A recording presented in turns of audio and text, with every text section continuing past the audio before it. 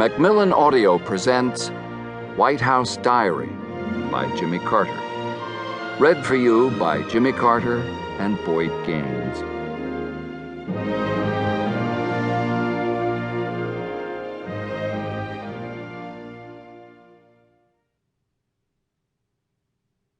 Preface. During my 4 years in the White House, I kept a personal diary by dictating my thoughts and observations several times each day.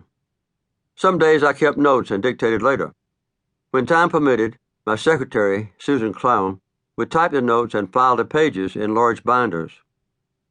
Each week, a record of every public statement or activity of the President of the United States is published, including documents signed, visits to any site, speeches made, and even answers to shouted questions from news reporters.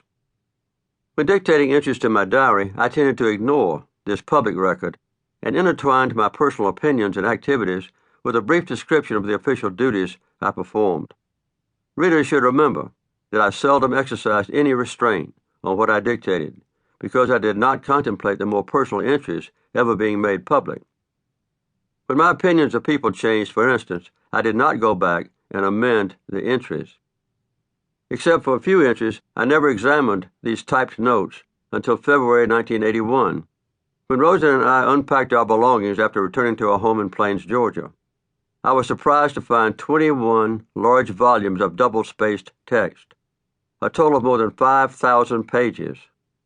I still have the original document in my home, and one copy has been sequestered in the Carter Presidential Library and Museum in Atlanta. Until now, none of the diary entries have ever been revealed, except when snippets have been used in museum exhibits or when I've quoted a brief excerpt in some of the books I've written about official matters. Despite a temptation to conceal my errors, misjudgments of people, or lack of foresight, I decided when preparing this book not to revise the original transcript, but just to use the unchanged excerpts from the diaries that I consider to be most revealing and interesting. Admittedly, it was somewhat painful for me to omit about 3/4 of a diary, but for the sake of compression, I concentrated on a few general themes that are still pertinent, especially Middle East peace negotiations, nuclear weaponry, U.S.-China relations, energy policy, anti-inflation efforts, health policy, and my relationships with Congress. I also included some elements of my personal life that illustrate how it feels and what it means to be president. At times, I abbreviated or omitted a sentence in a particular entry, but I was careful not to change the entry's original meaning. For the sake of readability, I did not include ellipses to indicate deletions, and I occasionally changed a word or two where the original text was confusing. Further, I sometimes used phrases within brackets to identify people and organizations. And to help orient the reader, when the date of an entry fell on a Monday, I noted that.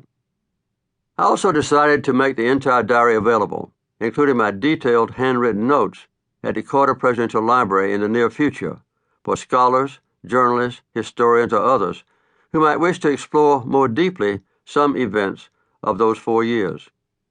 As anyone who reviews the complete diary will see, in only a very few cases did I delete an entry to protect the privacy of members of my own family or people still active in public life.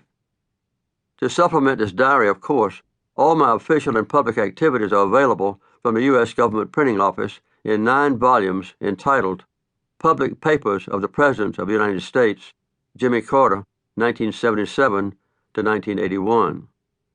While working on this abbreviated version of my White House diary, I was surprised by the number of subjects that were of common interest to me and other presidents.